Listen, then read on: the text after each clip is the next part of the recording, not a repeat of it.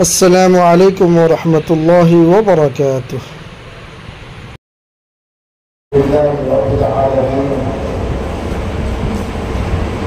والصلاة والسلام على سيد الأنبياء والمرسلين وعلى آله وأصحابه أجمعين أما بعد أعوذ بالله من الشيطان الرجيم بسم الله الرحمن الرحيم إن للإنسان ما سعى۔ محترم و معزز علماء کرام، مدرسے کے اساتذہ محترم اور عزیز طلبہ، آپ کی اسٹیج پر بڑے گرامی قدر علماء تشریف فرما ہے۔ ہم سب کے لیے بہت ہی قابل احترام محترم جناب علامہ غلام نعیم حسنی صاحب تشریف رکھتے ہیں۔ ہمارے رفیق درس اور ہمارے لیے بہت ہی قابل قدر محترم جناب مفتی حشمت اللہ صاحب تشریف رکھتے ہیں۔ بمبئی کی سرزمین پر کئی تحریک اور تنظیم کے اعتبار سے جانی مالی شخصیت اور علماء کے درمیان اپنی مقبولیت میں انفراد رکھنے والی شخصیت محترم جناب مولانا ملتاز صاحب ہمارے درمیان تشریف فرما ہے۔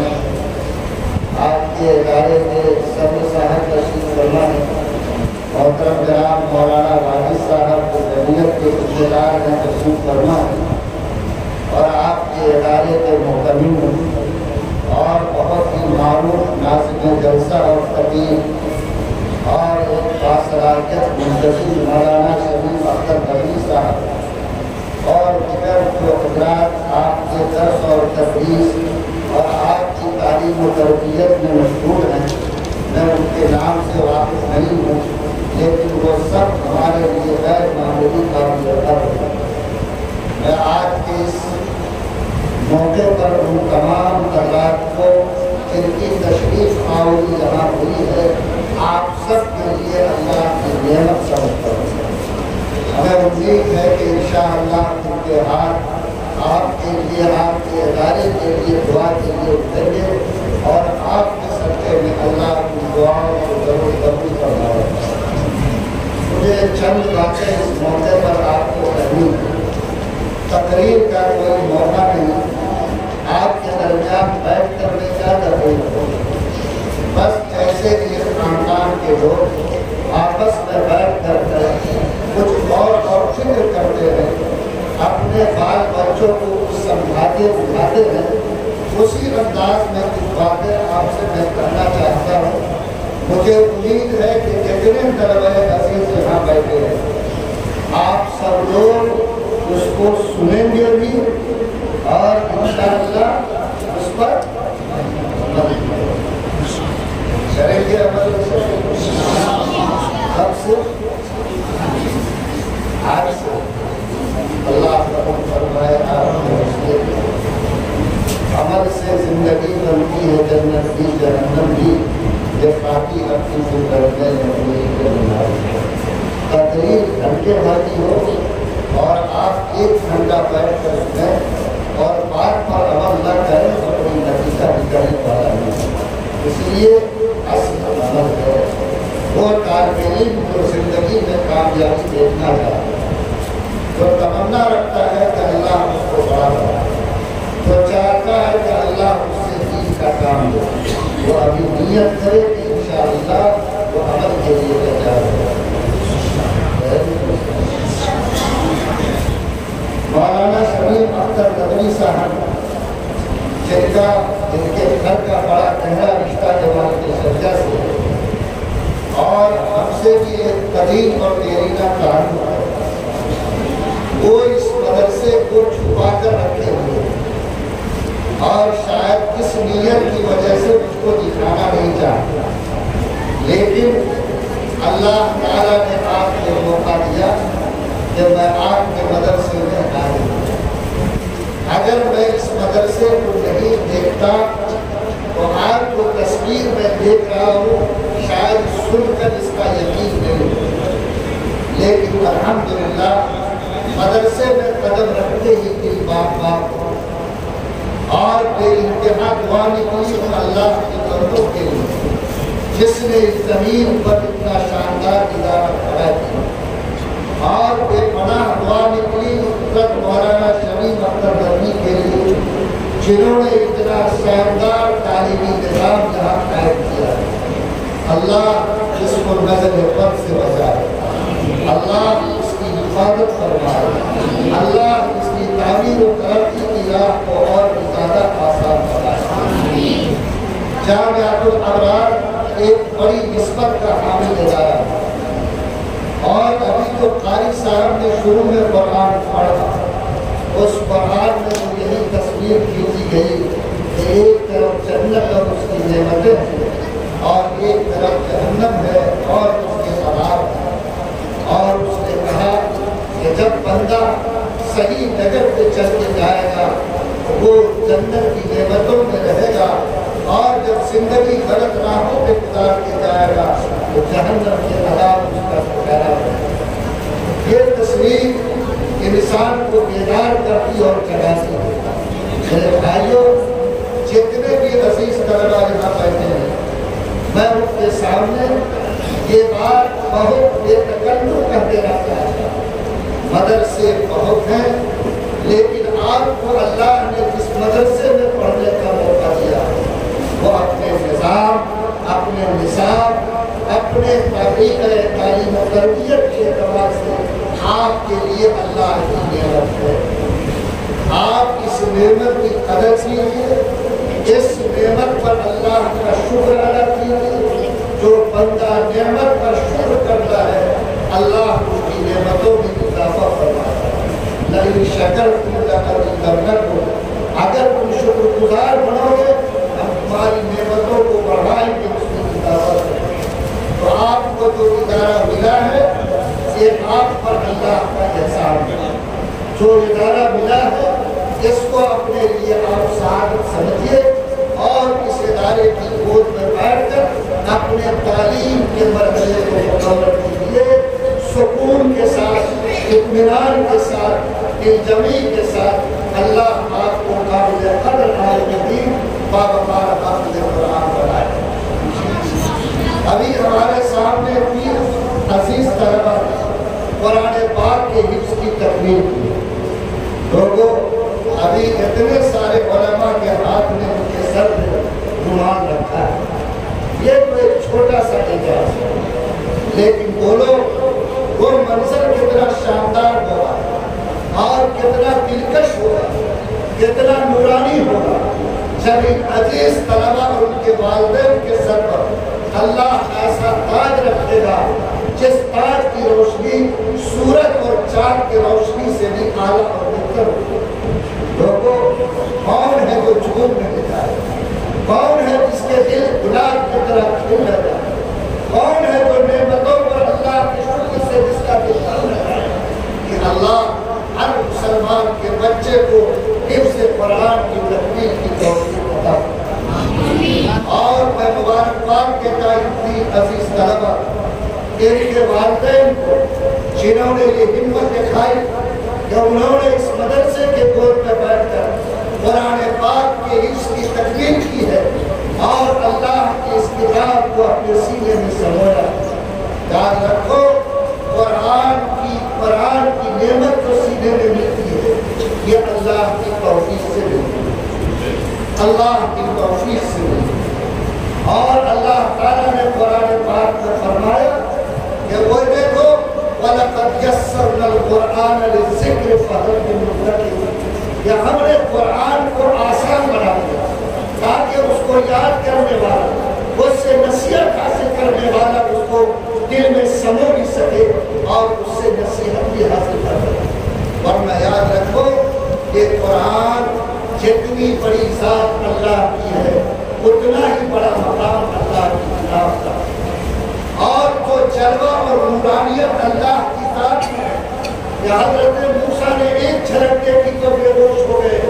یاد رکھو وہی جلال اور وہی جمال اللہ لیکن آج آپ جیسا طالب علم اس کو سینے میں سمو لیتا.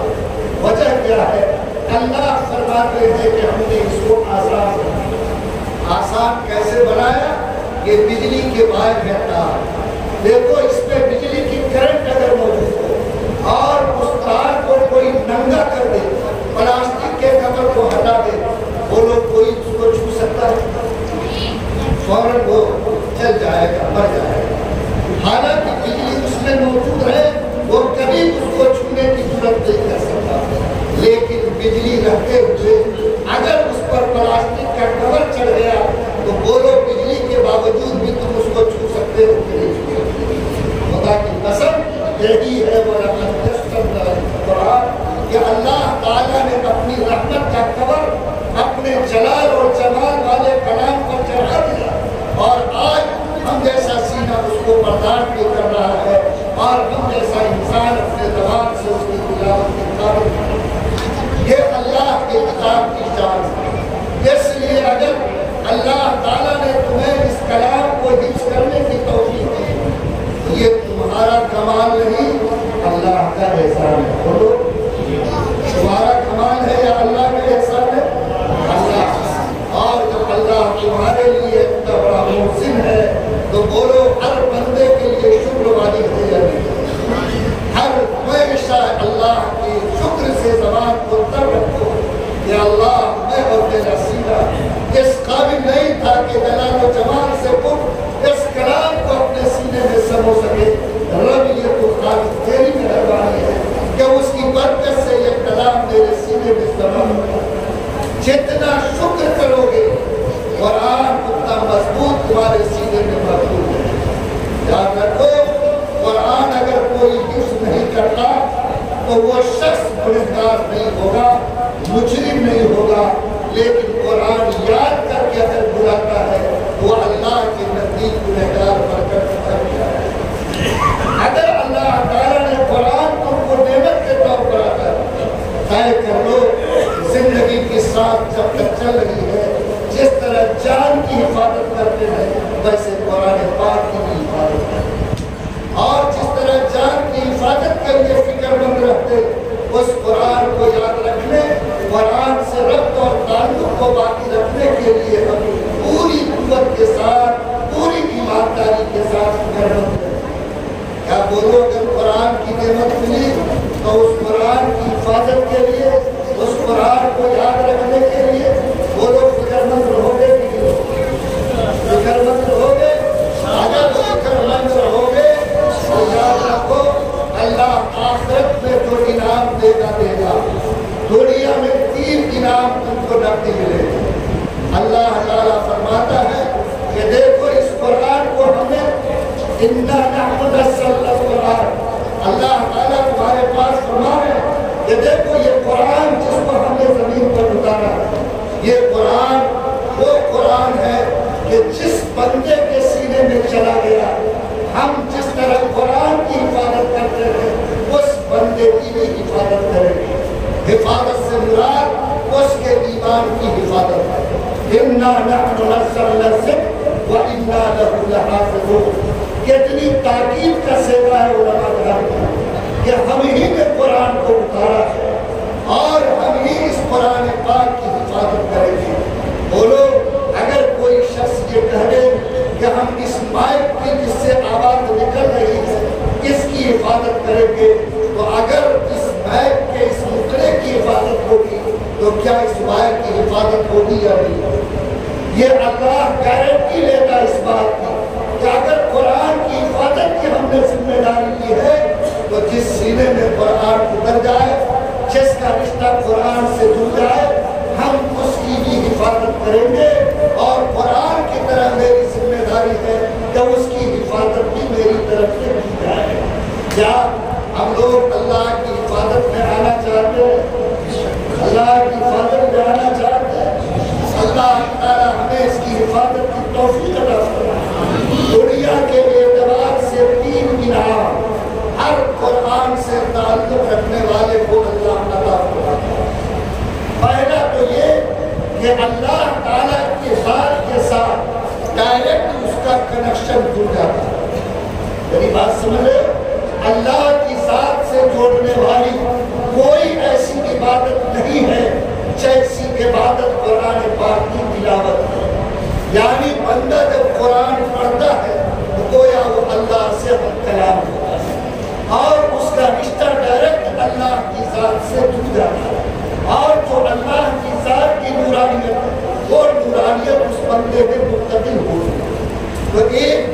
انعام تو یہ ہے کہ قرآن کی تلاوت کے ساتھ بندے کا مضبوط تعلق اللہ کی ذات سے جڑا ہے۔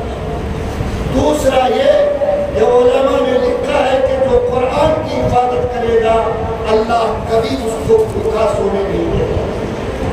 بولو نا، آج کے لوگ کہتے ہیں کہ میرا حافظ بنے گا تو معلوم نہیں دنیا میں روزگار اس کو کیسے ملے گے، زندگی کیسے گزرے گی، لیکن یہ اللہ تعالیٰ کی طرف سے گارنٹی کی بات ہے کہ جو بھی سچائی کے ساتھ قرآن سے ربط جوڑے گا، قرآن سے تعلق کو مضبوط بنائے رکھے گا، اللہ اس کو کبھی بھوکا سونے اور نہیں دے گا۔ تیسرا فرمایا کہ دنیا کے کسی کونے میں وہ مرے گا تو اس کی موت ایمان پر ہوگی، غیر ایمان پر اس کی موت نہیں ہو سکتی۔ یعنی یہ تین انعام قرآن کی نسبت سے بندے کو ملتا۔ پہلا انعام تو یہ ہے کہ اس کا تعلق اللہ کی ذات سے جڑ جاتا ہے۔ دوسرا یہ کہ اللہ تعالیٰ اس کو کبھی بھوکا سونے کی نوبت نہیں آنے دیتا۔ اور تیسرا یہ کہ دنیا کے کسی کونے میں وہ مرے گا تو اس کی موت ایمان پر ہوگی، غیر ایمان پر اس کی موت نہیں ہوگی۔ بولو یہ بڑی نعمتیں ہیں یا نہیں؟ نعمتیں ہیں۔ اگر ہم لوگ قرآن سے رشتہ مضبوط جوڑیں گے تو ان نعمتوں کے حقدار انشاءاللہ بنیں گے۔ آپ لوگ طے کیجئے کہ جس قرآن کے علم کو حاصل کر لیں، قرآن کو سینے میں محفوظ کرنے کے لیے ہم یہاں آئے ہیں، اس کو محفوظ بھی کریں گے اور زندگی کے آخری سانس تک قرآن سے تعلق کو مضبوط کریں گے۔ تعلق مضبوط رکھو گے تو قرآن کی نسبت میں اللہ نے بڑی عظمت دی۔ دیکھو قرآن کون فرشتہ لے کر آئے؟ وہ سارے فرشتوں کے سردار بنے کہ نہیں بنے؟ قرآن کس کے اوپر اترا؟ محمد رسول اللہ وہ سید الانبیاء، تمام نبیوں کے سردار کہلائے کہ نہیں؟ قرآن کون سے مہینے میں اترا؟ رمضان۔ وہ سارے مہینوں کا سردار بنا کہ نہیں؟ قرآن کون سے رات میں اترا؟ شب قدر۔ بولو وہ ساری راتوں کا سردار اور مبارک رات کہلائی کہ نہیں کہلائی؟ اور قرآن کی زمین پہ اترا، مکے کی سرزمین پر، دنیا کی ساری زمین میں سب سے بابرکت زمین مانی گئی۔ قرآن کی نسبت جہاں جہاں ہو گئی اللہ تعالیٰ نے اس کو سرداری کا اور بلندی کا مقام عطا کیا۔ تو تم لوگ بھی اگر ماشاءاللہ قرآن سے سچا تعلق جوڑ لو گے تو کیا اللہ تمہیں بھی اپنے مقام پر بلندی اور سرداری سے سرفراز کر سکتا کہ نہیں کر سکتا؟ اور یہ تو بڑی ہستیاں ہیں۔ قرآن کی نسبت کا حال تو یہ ہے کہ وہ جہاں جڑ جائے تو اس کی عزت کو وہ بڑھا دیتا ہے۔ آج تمہارے بدن میں 200 روپے میٹر کا کپڑا ہے، تمہارے پاس 200 روپے کی چادر ہے، کوئی اگر اس پر پیر رکھ دے تو کسی کو غصہ نہیں آتا، لیکن 50 روپے میٹر کا جزو دار تو قرآن میں لگا ہے، اگر اس پر کوئی پیر رکھ دے تو بولو سب کے چہرے پہ شکن آئے کہ نہیں آئے؟ کہ قرآن کے جزو دار پہ تم نے پیر رکھ دیا، قرآن کے جزو دار پہ پیر رکھ دیا۔ دیکھو تمہارے سامنے ساگوان کا چاہے چھڑن ہو جا بیٹھنے کا سامان، اگر کوئی بیٹھے یا جوتا رکھے کوئی اثر نہیں، لیکن اگر 100 روپے کا رہل ہے، اگر اس پر کوئی پیر رکھ کر کھڑا ہو جائے بولو سب اس کو بدتمیز کر ڈالے گا، سب اس کو اپنی نظر سے دیکھے گا کہ نہیں دیکھے گا؟ کیوں؟ اس کی نسبت قرآن سے جڑ گئی۔ اور جانو کہ اس سے بھی بڑھ کر آگے جاؤ، قرآن کے ایک حرف پر اللہ کتنی نیکی دیتا ہے؟ 10 نیکی۔ تو یہ 10 نیکی تو فرشتے کے نام پر ملنا چاہیے، لیکن بولو اگر شیطان کا نام بھی کوئی پڑھ دے تو کیا شیطان کے نام کے حساب سے بھی نیکی ملے گی کہ نہیں؟ ارے ملے گی کہ نہیں؟ اگر فرعون کا نام آ جائے تو نیکی ملے گی کہ نہیں؟ حامان کا نام آ جائے نیکی ملے گی کہ نہیں؟ واللہ یہ قرآن کی برکت ہے کہ اگر قرآن کی نسبت سے فرعون اور شیطان کے نام پر نیکی مل سکتی، جو اللہ کا بندہ قرآن سے سچا تعلق جوڑ لے گا بولو وہ نیکیوں سے مالا مال ہوگا۔ اس لیے عزیزوں وقت زیادہ نہیں ہے،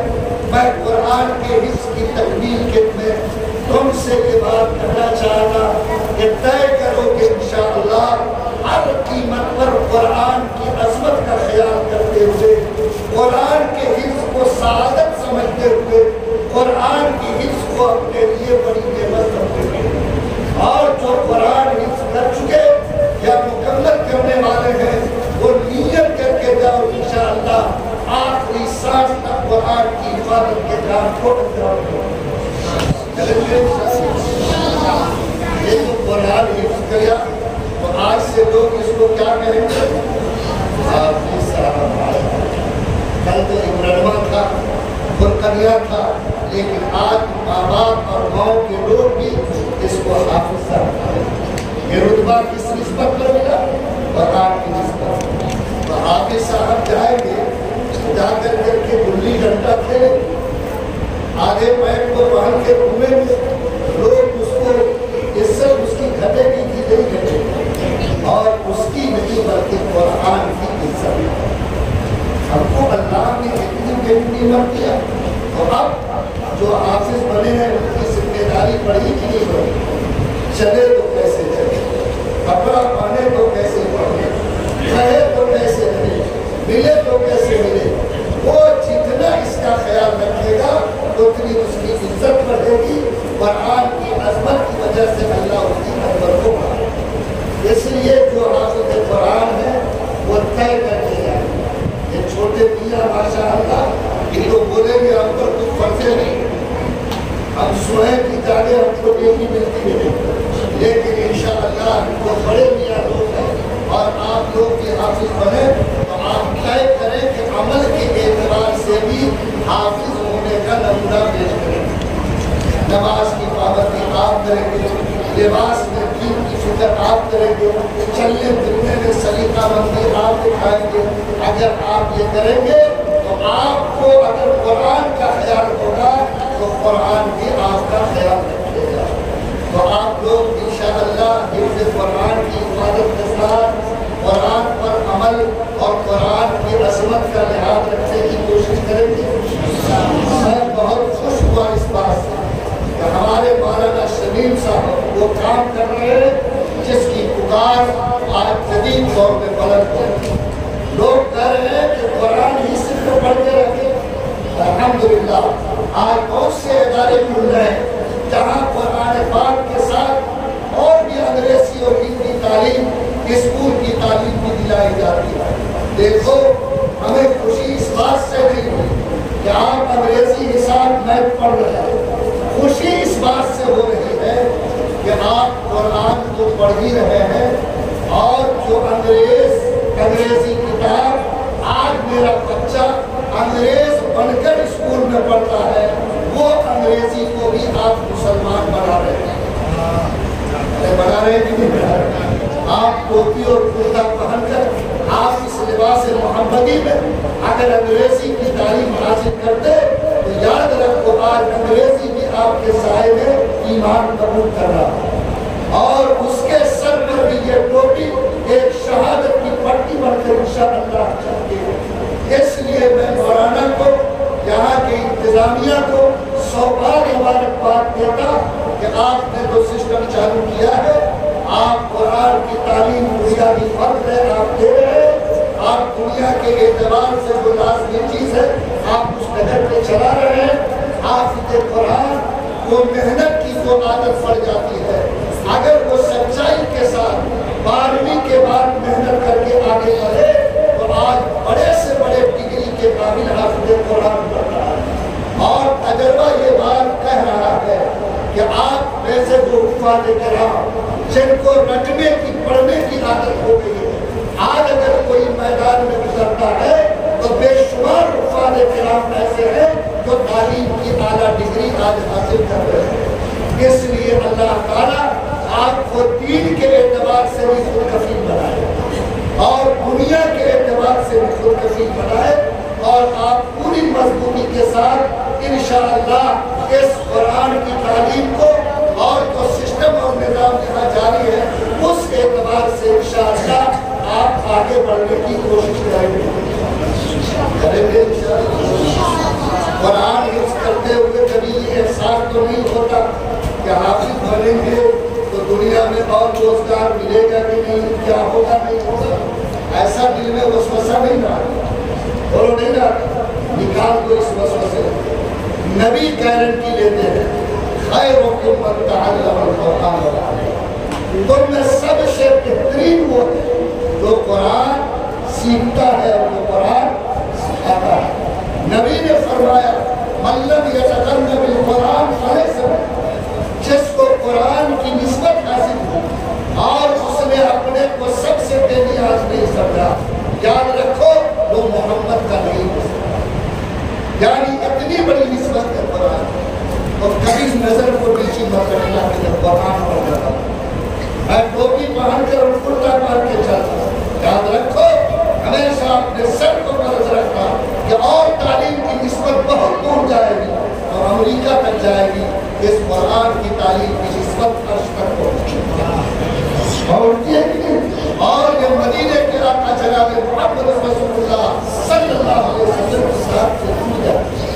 اور کیا یہ حدیث نہیں ہے کہ جو صدق دل کے ساتھ علم قرآن سیکھتا ہے فرشتے اس کے لیے پر اٹھاتے ہیں، سمندر کی مچھلیاں ان کو دعائیں دیتی ہیں، اور سوراخ میں رہنے والی چونٹیاں بھی ان کے لیے رب سے رحمت کی بھیک جس کے لیے اتنی بشارتیں ہو، ان کا سر ان کا دل ہمیشہ اس بات کا خیال رکھے کہ میں سب سے بڑی کتاب کا علم حاصل کروں، سب سے بڑی کتاب کا علم، سب سے جو ہمارا خدا ہے اس کے کلام کا علم، سب سے بڑے پیغمبر پر جو کتاب اتری اس کا علم، جب یہ احساس ہوگا تو کبھی نگاہ جھکے گی، مرغوب نہیں ہوگا، کمتر اپنے کو نہیں سمجھے گا۔ انشاءاللہ جو اللہ نے تم کو شان دی ہے اس شان کے اعتبار سے تم یہ زمین پر جینے اور رہنے کی کوشش کرو۔